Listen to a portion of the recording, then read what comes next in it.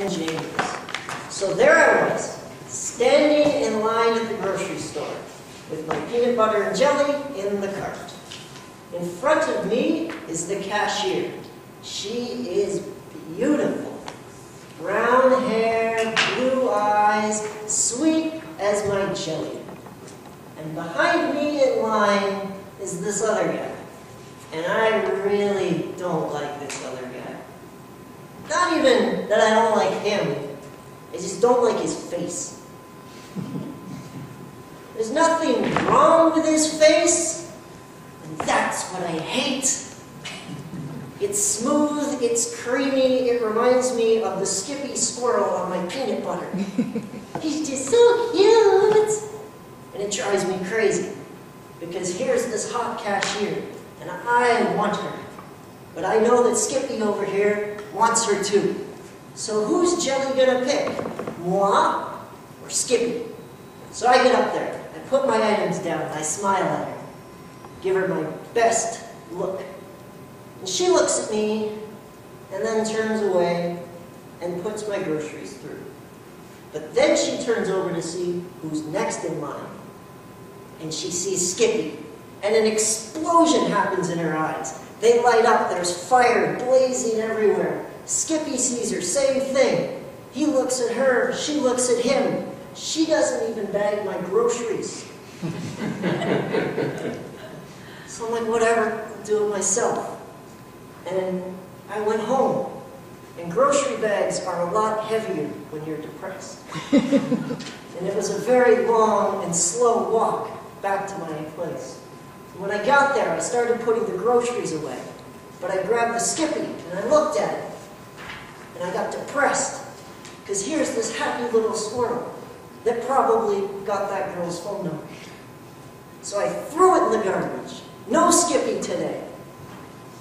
And I thought, this is wrong. Animated squirrels should not make people so depressed. They certainly shouldn't make you depressed. We all have the ability to be happy, but we let silly things like Skippy peanut butter bring us down. You should be more compelled to smile and be happy, whether jelly or peanut butter are with you or not. Maybe you're depressed because you're not like Skippy, or you don't have jelly, or you don't look like jelly. But it's okay, because you have everything you need to be happy right here in your head. Your brain is like a radio station, tuned to country music. Now, it's great if you love country music, but if you hate country music, why are you listening to the country music station? And we do this when we get upset. We think about all these things we're upset about. And our brain just keeps playing the same music that we don't like. So just like the radio, if you don't like what's playing, change the station. Go to something else. Did you know that just by smiling, even if you're not happy, it will make your brain think you're happy? Your brain's like a detective. It's like Sherlock Holmes. It's always gathering evidence based on how you feel. So if you're depressed, it's not going to be like your mother, and it's not going to try and cheer you up. It's okay, man. You'll get the next girl.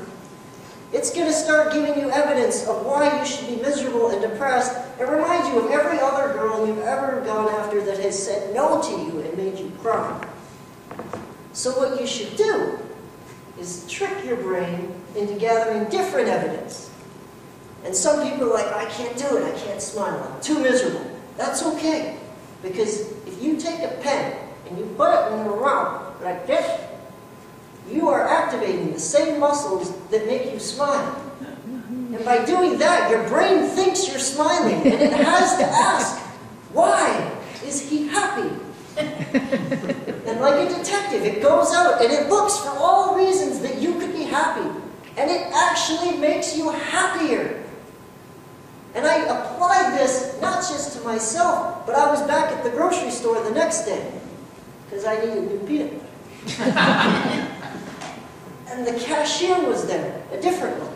This one was not jelly. But her name was Emma, said her name tag. And she just looked cold and lonely and just lifeless. So I was like, well, I'm not peanut butter, but I bet I can make this girl a little bit happy. So I went up there, I put my peanut butter down, and I said, hi, Emma. And she said, hi.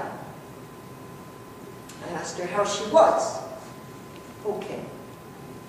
Did you need a bag with that? And I said, no, but I could use a smile. She thought that was a weird thing to say. She says, I don't feel like smiling today. And I was like, well, that's okay. If you fake smiling, you'll be happy. She's like, I don't feel like fake smiling. I was like, that's okay. Because if you take a pen and you put it in your mouth, you'll activate the same muscles that make you smile. And I don't think she understood what I said. And she probably thought I was crazy. But she started to laugh and smile. And I was like, see, I told you. So, when you learn to take control of your mind and your thoughts, not only can you affect your own mood and happiness, but the happiness of somebody else as well. So what are you waiting for? Get happy, fellow Toastmasters.